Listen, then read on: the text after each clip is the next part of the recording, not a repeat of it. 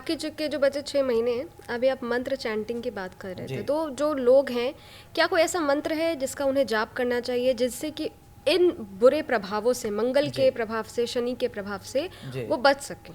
देखिए क्या है कि इन सब चीज़ों से बचने के लिए सबसे बेस्ट तरीका है कि आप हनुमान जी की आराधना करिए। मंगल जो ग्रह है, वो मंगल हनुमान ग्रह जी वो से ग्रह है, रिलेटेड है। उसके स्वामी होते हैं हनुमान जी। तो अगर हनुमान चालीसा का पाठ किया जाए, हनुमान जी के मंत्रों का जप किया जाए, नियमित हनुमान जी के मंत्रों का जप करते हुए हवन किया जाए, तो आपको इन सब चीज़ों से निगेटिव ऊर्जा आपकी पॉजिटिव में कन्वर्ट हो सकती है। क्योंकि महावीर, हनुमान जी को कहते हैं महावीर, महावीर हनुमान। तंत्र मंत्र यंत्र उनके नाम से भाग जाता है। कहते हैं कि भूत पिशाच निकट नहीं आवे, महावीर जब नाम सुनावे। तो जब हनुमान जी का लोग नाम लेते हैं तो सब हट जाता है। तो डेविल क्या है? डेविल आपकी बुरी सोच है, आपका सोच खराब है वही डेविल। अगर आप अच्छी सोच है वही देव है, वही अच्छा है। तो सोच बदल देने का काम करता है। तो हनुमान जी शक्ति के प्रतीक है, ऊर्जा के प्रतीक है, मंगल भी ऊर्जा का प्रतीक है। तो अगर आप हनुमान जी की पूजा करते हैं तो आपके अंदर पॉजिटिव वाइब्स आती है, पॉजिटिव रेज आती है, जिसके नाते आप अच्छा कार्य करने के लिए प्रेरित होते हैं। तो अगर व्यक्ति अच्छा कार्य करे तो बहुत अच्छा कर सकता है। लड़कियों को भी हनुमान जी की पूजा करनी चाहिए? देखिए, हनुमान जी की पूजा, मंत्रों का जप करना, हनुमान जी की पूजा करना कोई बुरा नहीं है, बिल्कुल करना चाहिए। हनुमान जी की पूजा करिए, कोई बुरा नहीं है। मंत्रों का जप करिए, हनुमान जी की पूजा करने से आपको ताकत मिलती है। आप हनुमान जी का नहीं करना चाहते, माँ दुर्गा जी का कर लीजिए, दुर्गा जी का करिए। तो नहीं, हनुमान जी की चैंटिंग कौन सी करनी है? हनुमान जी श्री हनुमते नमः, हंग हनुमते रुद्रात्मकाय हों फट स्वाहा, इस मंत्र का करना चाहिए। हंग हनुमते रुद्रात्मकाय हों फट, इस मंत्र का जप करिए। श्री हनुमते नमः मंत्र का जप करिए। कितनी बार? एक माला कर ले, 24 बार कर ले, जितनी बार समय हो कर लेना चाहिए। क्योंकि गृहस्थ धर्म में आपके पास जितना समय हो करिए उतना सफिशियंट तो है। इसके पीछे कुछ रूल रेगुलेशन भी है क्या कि नहाने के रूल बाद करना रेगुलेशन में क्या है कि चाहिए? हनुमान जी ब्रह्मचारी हैं, सात्विक हैं, राम भक्त हैं। तो अगर आप जिस देवता की पूजा करते हैं तो आपको उसके गुण को धारण करना चाहिए। बिल्कुल। तो आपको कम से कम इस चीज़ का ध्यान रखना चाहिए कि हम शुद्ध रहें, सात्विक रहें, सोच अच्छी रहे, आध्यात्मिक रहें, ब्रह्मचर्य का पालन करें। ये सब चीज़ अगर करें तो हनुमान जी की पूजा बहुत अच्छी रहती है, वो अच्छा प्रभाव डालता है जीवन में। तो ये सब चीज़ें हैं। मंगल का प्रभाव जी। जो है वो आने वाले और कितने सालों में रहेगा? एक ये बात सामने आ रही है कि 24 जुलाई और 28 जुलाई, जी। ये जो 2 डेट्स हैं ये बहुत ही ज़्यादा ख़तरनाक हैं। ख़तरनाक इसलिए जी, जैसे 5 जुलाई की को लेकर के भविष्यवाणी की जा रही है कि 5 जुलाई को तबाही आ सकती है, बवंडर आ सकता है, कुछ बड़ी दुर्घटना घट सकती है। तो जो इंडियन एस्ट्रोलॉजर हैं वो 24 जुलाई और 28 जुलाई, ये 2 डेट्स के बारे में बता रहे हैं कि ये भी बहुत ज़्यादा ख़तरनाक है। इन 2 डेट्स में भी बहुत बड़ी दुर्घटना घट सकती है, भूकंप आ सकता है, तबाही आ सकती है। तो भारत के लिहाज से ही बता रहे, तो ऐसा कुछ है क्या? देखिए अदिति, जो ये 24 जुलाई की कुंडली मैंने बनाई, इसमें 24 जुलाई का जो लग्न बन रहा है, तुला लग्न का बन रहा है, कुंभ का राहु है पंचम में, और शनि छठे में बैठा हुआ है। तो शनि जब छठे में बैठे तो इसमें क्या होगा कि आपके देश के खिलाफ लोग कॉन्स्पिरेसी कर सकते हैं, लोग अलग तरीके से कुछ करने की कोशिश करेंगे। तो आपका देश इसमें, जब शनि क्या करता है कि प्रतिकूल परिस्थिति में हौसले बढ़ाता है, तो जब किसी के खिलाफ कॉन्स्पिरेसी करते हैं तो बड़ी मजबूती से बढ़ता है। और इसमें जो 10th हाउस है वह सूर्य चंद्रमा बुध है, और एक तरीके से खटाष्टक योग भी बना रहा है। तो ऐसे परिस्थिति में क्या होगा कि भारत में कुछ बड़ा चीज़ हो सकता है। बड़ा चीज़ होने का मतलब ये है कि भारत कुछ बड़ा खोज कर सकता है, विज्ञान के क्षेत्र में कुछ बड़ा कर सकता है, और अपने शत्रुओं से मजबूती से लड़ेगा, कुछ इस तरीके का निर्णय लेगा जो देश के लिए बहुत महत्वपूर्ण होगा। तो कानून में संशोधन कर सकता है, कुछ न्यायिक को लेकर के लड़ाई लड़ सकता है, कुछ बोल्ड एक्शन ले सकता है। तो ये चीज़ें हैं। दूसरा, राहु सूर्य बुध चंद्रमा, ये खटाष्टक योग बनाता है। खटाष्टक योग में क्या होता है, दुर्घटनाएं घटती हैं, भूकंप आते हैं, प्राकृतिक दुर्घटनाएं होती है, जल प्लवन होता है। तो इसमें अतिवृष्टि हो सकती है, कहीं अति बारिश। अच्छा, बारिश। हाँ। तो उसके नाते प्रकृति में काफ़ी दिक्कतें आएगी। जैसे बहुत ज़्यादा बारिश हो गई, औसत से ज़्यादा बारिश हो गई, तो उसमें तमाम दिक्कतें आ सकती है। एक तो ये है। दूसरा, दशम में सूर्य चंद्रमा बुध बैठा हुआ है, तो ये देश के लिए ठीक है, राष्ट्र के लिए ठीक है, और जिनका मंगल स्ट्रांग नहीं है उनके हेल्थ के लिए ठीक नहीं है। चोट चपेट लोगों को लग सकती है, इसमें लोगों को ये ध्यान 24 और 28 जुलाई पर्टिकुलर आप इस 2 डेट्स की बात कर रखना रहे हैं। जी। और 28 का क्या है, 28 में आपका शनि छठे वहाँ भी बैठा है और कुंभ राशि का राहु है, तो उसमें इस तरह की कोई मेजर दुर्घटना होने की संभावना नहीं बन रही है।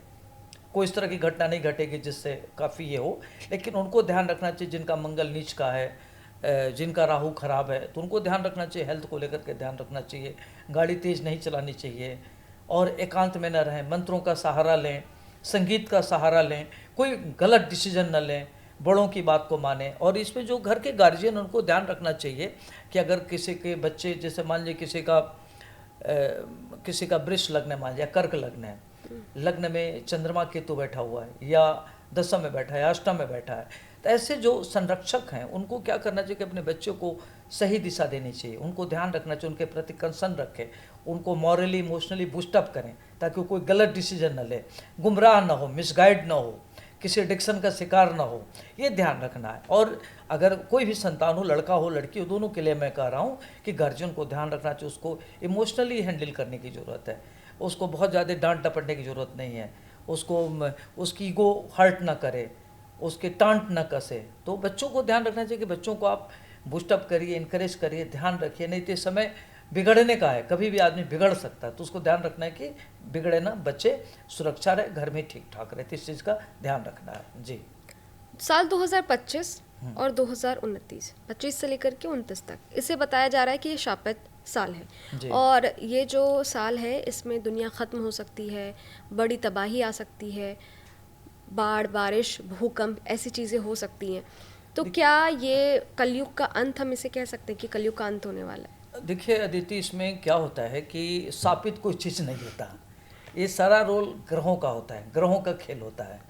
तो अब आपका 2029 होगा तो ये 25, 26, 27, 28 उस समय राहु चेंज होगा, शनि चेंज होगा, बृहस्पति चेंज होगा। तो बृहस्पति चेंज होगा तो जब भी कोई नया ग्रह चेंज होता है तो अपना प्रभाव डालता है, तो उसका प्रभाव 3 तरह का होता है। अगर बहुत अच्छे पोजीशन में है तो बहुत अच्छा प्रभाव डालता है, तो इससे होता है कि आपका देश विकास करता है, राजनीतिक परिवर्तन होता है, राजनीतिक उथल पुथल होता है, देश में नए तरह के कार्य होते हैं। अगर वहीं खराब है तो खराब होने से क्या होता है कि व्यक्ति का आपस में तमाम तरह की दिक्कतें हो गई, भूस्खलन हो गया, हेल्थ वेल्थ को लेकर के दिक्कत आती है, प्राकृतिक दुर्घटनाएं हो गई, तो ये सब चीज़ें चलता है, राजा में परिवर्तन आ गया, राजा बदल गया, तो ये सब चीज़ों को लेकर के दिक्कतें आती हैं। तो 29 देखा जाए तो उतना खतरनाक नहीं है जितना कि आपका 25 था। और दुनिया ख़त्म होने का कोई चांस नहीं है, दुनिया रहेगी, इन्वर्स रहेगा। इसमें कुछ लोग जिनकी दिक्कत है, जैसे हेल्थ किसी खराब है, वो अपने समय से मरेंगे, कोई दुर्घटना में इस तरह की चीज़ें नहीं दिख रही है। तो लाइफ सबकी सेफ है, सुरक्षित है, कोई तरह की चीज़ें नहीं दिख रही है। सोशल मीडिया पे ये बहुत चलता है कि कोई उल्का पिंड पृथ्वी से टकराने वाला है और जब वो उल्का पिंड पृथ्वी से टकराएगा तो पृथ्वी खत्म हो जाएगी, दुनिया खत्म हो जाएगी। तो क्या अभी कुछ ऐसी महादशा ग्रहों की चल रही है जिससे कि कोई उल्का पिंड अभी आने वाला? हम लोग छोटे से सुन रहे हैं, बचपन से सुन रहे हैं कि स्काई लैब गिर रहा है, ये गिर रहा है, ये सैटेलाइट टूट गया, पृथ्वी पर गिरने वाला है, वो समुद्र में जाने वाला है। तो इससे क्या, तो लोगों के मन में एक अज्ञात भय होता है। तो इस तरह की कोई संभावना नहीं है। आपका देश काल परिस्थिति बहुत अच्छा, अगर कोई घटनाएं घटती हैं तो देश काल परिस्थिति पर डिपेंड करता है। तभी 29, चाहे ये जो भी समय चला, 25 हो, 27 हो, 29 हो, अभी आपका देश दुनिया ठीक है, अभी किसी तरह का इस तरह का नहीं है। और अभी कलयुग है, अभी कलयुग का अंत नहीं होना है। लोग कह रहे हैं कल की भगवान अवतार लेने वाले हैं, तभी समय से लेंगे, लेकिन अभी कलयुग का समय खत्म नहीं हुआ है, अभी कलयुग रहेगा, अभी है। तो ये तो कहा गया है कि जब जब धर्म की हानि होती है, भगवान किसी न किसी रूप में अवतरित लेकर के धर्म की स्थापना हेतु विश्व की रक्षा करते हैं। तो जब इस तरह की होगी तो कोई महाशक्ति आएगी, कोई इस तरह का आएगा जो देश की रक्षा करेगा। आप देख लीजिए कि इतनी प्रकृति में घटनाएं, दुर्घटनाएं हो रही हैं, कोई सुरक्षित बच रहा है, कोई किसी की हालत बड़ी ख़राब है, अलग अलग ग्रहों का प्रभाव है। तो इसमें बहुत ज़्यादा चिंतित होने की ज़रूरत नहीं है जी। 3 जुलाई से अमरनाथ यात्रा की शुरुआत हो रही है जी। पहलगाम में हमने आतंकी हमला देखा जी। ये जो यात्रा अभी शुरू हो रही है, भक्त जा रहे हैं, उन्हें पूरा विश्वास है और जो सुरक्षा व्यवस्था है वो भी पुख्ता, उसके इंतज़ाम है, सीआरपीएफ के जवान वहाँ मौजूद हैं। तो अमरनाथ की जो यात्रा 3 जुलाई से शुरू हुई है, वो 3 जुलाई से लेकर के वो जब तक चलेगी 8 अगस्त तक शायद। तो तब तक जो ये यात्रा चल रही है, कैसा रहने वाला है ये यात्रा, कैसा मतलब लोग जो वहाँ पे जा रहे हैं, जो भक्त वहाँ पहुँच रहे जी। हैं, तो क्या कुछ ग्रहों की कुछ दिशा उल्टी रह सकती है या फिर सब चीज़ मंगल चलेगा? देखिए अदिति, ये जो अभी धार्मिक यात्राएं हो रही हैं, तो सूर्य भी धार्मिक कार्यों के लिए बहुत अच्छा माना जाता है, मंगल भी धार्मिक कार्यों के लिए बहुत अच्छा माना जाता है, राहु की अपनी नवोन कॉन्सेप्ट होती है, नवोन कैरेक्टरिस्टिक होता है, वह जिसके साथ रहता है उसी तरीके का फल देता है। तो कुंभ राशि में शनि है, तो शनि कुंभ राशि में आपका शनि की राशि पर राहु बैठा हुआ है, तो राहु अध्यात्म का कारक हो गया है, तो पापग्रह, लेकिन वो शनि की रोल को इनहेरेंट कर रहा है, फिर रिप्ले कर रहा है, तो 11 गुना आध्यात्मिक कार्यों को बढ़ा दिया। तो जब तक ये धार्मिक यात्राएं होंगी, इसमें यात्रा सुरक्षित, सुव्यवस्थित, अनुशासित रहेगा, किसी तरह की घटना दुर्घटना का संभावना नहीं दिख रही है। और इसमें जो जिसमें जो कांवरिया जा रहे हैं, ये जा रहे हैं, सबकी सुरक्षा व्यवस्था बहुत शानदार होगी, कोई घटना दुर्घटना नहीं दिख रहा है। उसमें शनि राहु मंगल सुरक्षात्मक सब दिख रहा है, सब कवच्ड है, एकदम सब वेल कनेक्टेड है और प्रोटेक्टेड है, तो इसमें इस तरह की कोई घटना नहीं दिख रही है। जुलाई का महीना, क्योंकि जुलाई अगस्त सितंबर, पूरा जुलाई अगस्त सितंबर तीनों की मैं बात कर रहा हूँ कि बहुत अच्छा जाएगा। धार्मिक यात्रा पर किसी प्रकार का कोई नुकसान नहीं दिख रहा है। हाँ, भूस्खलन हो सकती है, बाढ़ आ सकती है, पानी के नाते नुकसान हो सकता है, ये सब चीज़ें हो सकती है। अभी हिमाचल में हम देख रहे हैं, हम उत्तराखंड में देख रहे हैं, बारिश की वजह से प्राकृतिक प्रकोप बढ़ सकता है, बहुत ज़्यादा बढ़ा हुआ है। तो ये क्या अभी कंटिन्यू रहने वाला है? अभी ये कंटिन्यू रहेगा, अभी ये एक हो सकता है, क्योंकि प्रकृति में सब चीज़ें हो सकती है, जैसे भूस्खलन हुआ, पहाड़ों का गिरना हो गया, छोटी छोटी चीज़ें टूट के गिरना हुआ, तो इससे थोड़ी दुर्घटनाएं हो सकती हैं। 2025 में लोगों को क्या सावधान रहने की ज़रूरत है? क्या जैसे कोई खतरे की जगह है, वहाँ जाने से बचना चाहिए? अगर बहुत अनिवार्य ना हो तो परिवार को लेकर इस तरह की जगहों पर न जाएं।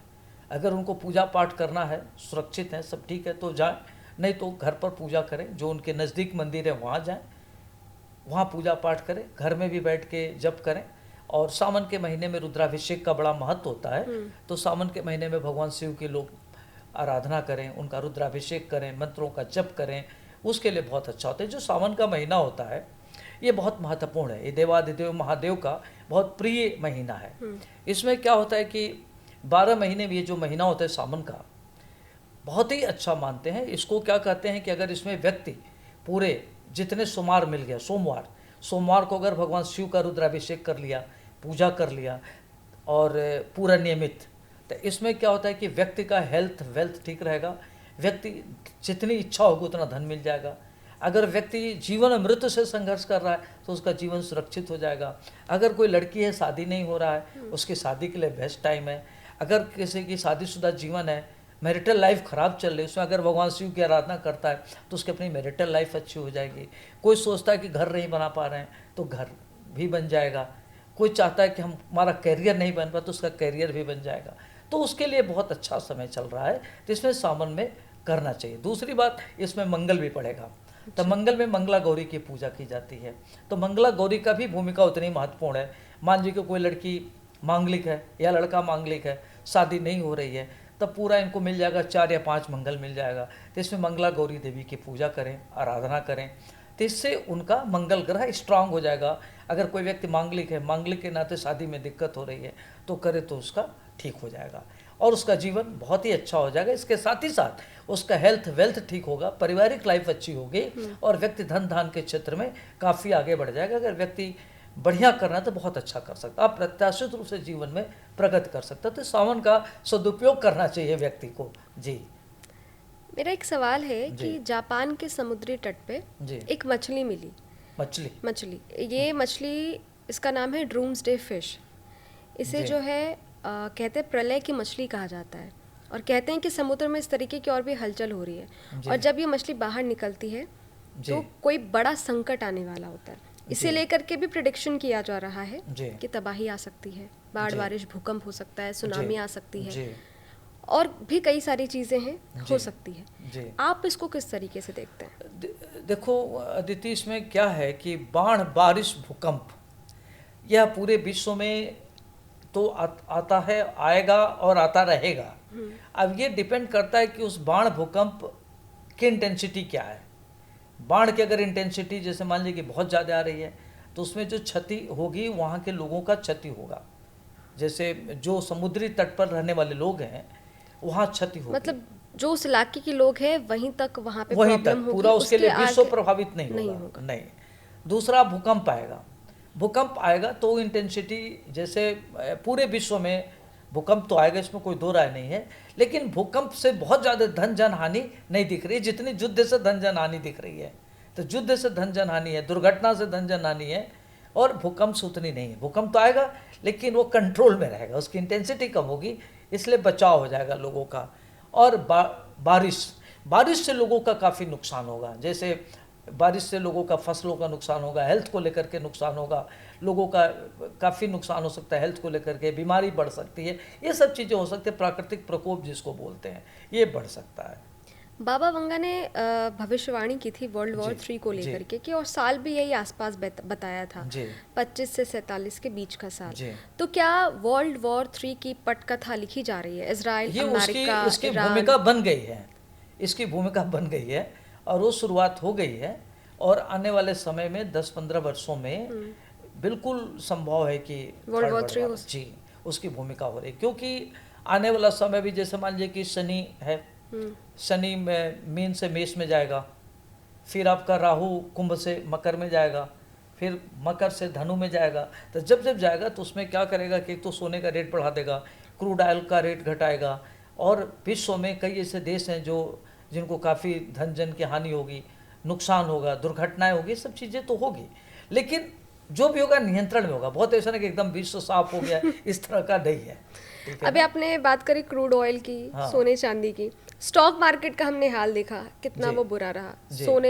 सोना और चांदी का दाम बिल्कुल आसमान छू रहा है। तो क्या इन्वेस्टमेंट का ये सही समय है या रुक के करना चाहिए? अगर आदमी सोने में, चांदी में या शेयर मार्केट में अगर धन इन्वेस्ट करता तो उसके लिए जुलाई से लेकर के दिसंबर तक का कालखंड उपलब्धि के लिए ठीक है।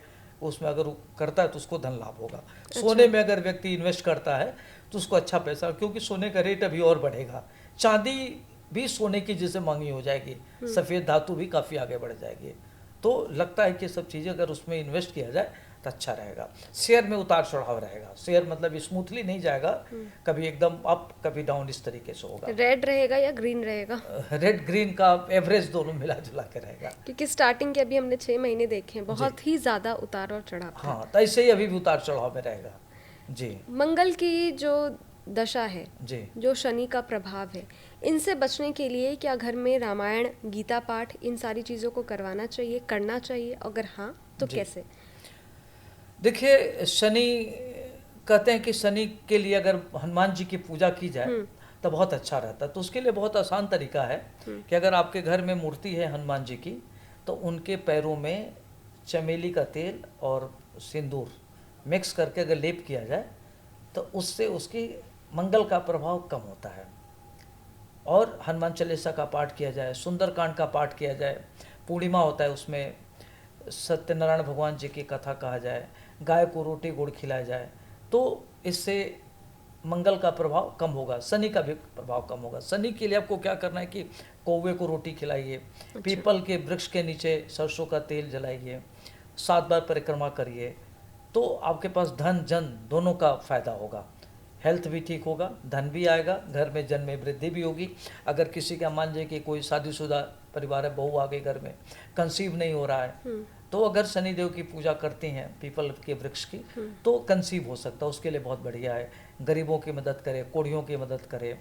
ध्यान रखें कि अगर महत्वपूर्ण पद पर है तो किसी का दिल न दुखाए, चूँकि मनसा वाचा कर्मणा 3 तरह का पाप होता है, इसी तरह का पुण्य भी होता है। तो अगर आप किसी को सुख नहीं दे पा रहे तो दुख न दें, कोशिश करें कि हमसे मन से, वाणी से, कर्म से हम किसी को तनाव न दें, मन से, वाणी से, कर्म से किसी को दुख न दें, सुख दें। तो इस ये भी आपके ग्रहों के लिए बहुत अच्छा होता है। शनि इससे भी खुश होता है।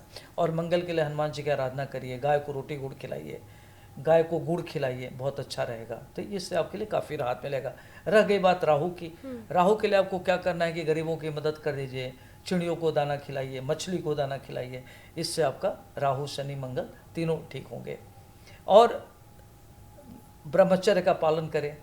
हनुमान जी बड़े अच्छे भक्त थे भगवान राम के, तो भक्ति होनी चाहिए। तो भक्ति जो आपके बड़े लोग हैं उनके प्रति आपकी भक्ति हो, आदर्श की स्थापना करें तो बहुत अच्छा जाएगा। जी, कुल मिलाकर के जुलाई का महीना कैसा रहेगा करियर के हिसाब से और पैसे के हिसाब से, हम देखें, हम पढ़ाई के देखिए हिसाब जो से अभी देखें, शेष लव लाइफ देखें, सारी चीज़ों में जो अभी शेष बच गए हैं जुलाई का भी तो आपका अभी तो शुरुआत हुई शुरू हुआ जुलाई है। में। तो जुलाई में जो विद्यार्थी हैं उनकी पढ़ाई लिखाई को लेकर के शुरू में प्रथम जो चरण होता है इनका 10-12 जुलाई तक का, उनको काफ़ी दिक्कत आएगी, उनको परेशानी आएगी, एकाग्रता में अभाव रहेगा। तो उनको क्या करना चाहिए कि सफ़ेद वस्तु का दान करना चाहिए ताकि उनकी एकाग्रता हो, पढ़ाई लिखाई अच्छा करें, ठीक ठाक करें। हेल्थ का ध्यान रखना, एलर्जी ना हो, सर्दी जुकाम उनको ना हो, चूँकि बारिश हो रही, मौसम में परिवर्तन होगा। तो ऐसे लोगों को क्या करना चाहिए कि अपने सेहत पर ध्यान रखना चाहिए, उनको नियमित होना चाहिए, पंचुअल होना चाहिए ताकि उनका सेहत खराब ना हो। फिर 14 जुलाई से लेकर 30 जुलाई का उनका पीरियड पढ़ाई लिखाई के लिए बहुत अच्छा रहेगा। पिकअप पकड़ेंगे, जो पढ़ाई लिखाई होगी अच्छी करेंगे, करियर के दृष्टिकोण से बहुत अच्छा होगा। जो खिलाड़ी हैं, खेल के क्षेत्र में अपना करियर बनाना चाहते हैं, उनके लिए पूरा महीना बहुत अच्छा। अगर किसी प्रतियोगी परीक्षा में जा रहे हैं, खेलने के लिए अगर बना रहे हैं तो उसमें बहुत अच्छा कर सकते हैं, वो लीड कर सकते हैं और उनका राष्ट्रीय अंतर्राष्ट्रीय स्तर पर नाम बढ़ेगा। खास तौर से जो रियल इस्टेट प्रॉपर्टी में काम कर रहे हैं उनके लिए 15 तक महीना ठीक नहीं है। 15 तक अगर वो कोई भी डील करते हैं तो उनको नुकसान हो सकता है, तो सोच समझ के डील करना है, किसी स्ट्रेंजर से कोई डील नहीं करना है। 15 जुलाई से लेकर 30 जुलाई तक अगर रियल इस्टेट प्रॉपर्टी में इन्वेस्ट करते हैं या कोई भी व्यक्ति प्रॉपर्टी खरीदना चाहता है उसमें पैसा, तो उसको काफ़ी मल्टीप्लाई करके लाभ हो। मान लो उसने 1 लाख लगाया तो उसको कम से कम 10 लाख का लाभ हो सकता है। तो ये करना चाहिए तो उसको लाभ मिलेगा। इंजीनियरिंग के फील्ड में जो बच्चे तैयारी कर रहे हैं उनको इच्छित जगह मिल जाएगी, तैयारी कर लेंगे, उनको सफलता मिलेगी। जो विद्यार्थी मेडिकल के फील्ड में चाह रहे हैं, बहुत दिन से सफलता नहीं मिल रही है, वो मेडिकल के फील्ड में उनको सफलता मिल जाएगी। व्यापारियों को जो नुकसान चल रहा है वो जुलाई में उनके लिए लाभप्रद रहेगा, ठीक रहेगा। हेल्थ वेल्थ को लेकर के जो दिक्कत आ रही है उसके लिए ठीक है। तो इसमें पूरी एनर्जी लगा कर अगर करें तो वो अच्छा रहेगा। जी, आपका बहुत बहुत शुक्रिया हमारे साथ जुड़ने के लिए धन्यवाद। इस खास पॉडकास्ट में स्तुति जी, टॉक के जी, साथ। जी। हम आपके सामने फिर से आएंगे एक नए विषय के साथ, नई चीज़ के साथ, और त्रिपाठी जी हमारे साथ रहेंगे। आपका धन्यवाद। बहुत बहुत शुक्रिया। धन्यवाद, थैंक यू।